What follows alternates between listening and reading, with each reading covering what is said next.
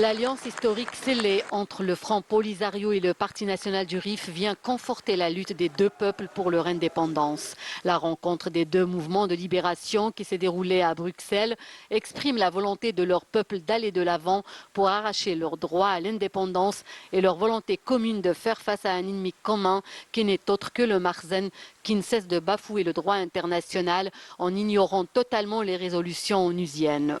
C'est là un premier pas vers une démarche commune qui ne fait que traduire la volonté commune des Rifins et des Sahraouis à continuer à lutter jusqu'à l'obtention de leur indépendance et droits légitimes. Deux peuples avides de liberté et qui œuvrent dans ce sens avec tous les moyens appropriés. Cette rencontre s'est soldée par un communiqué final dans lequel les deux parties ont évoqué leur inquiétude quant à la situation lamentable vécue par ces deux peuples opprimés qui font face à toutes sortes d'injustices sociales, de ségrégation, d'assassinats et de déplacements. Aussi, les Rifins et les Sahraouis, par le biais de leurs représentants, appellent la communauté internationale à reconnaître leur droit à l'autodétermination et à la réhabilitation de la République rifaine et soutenir leurs efforts pour la liberté, la justice et la paix dans la région. Il s'engage par ailleurs à une coopération commune dans tous les domaines pour arracher la liberté et l'indépendance des deux peuples, s'appuyant sur les résolutions africaines et onusiennes,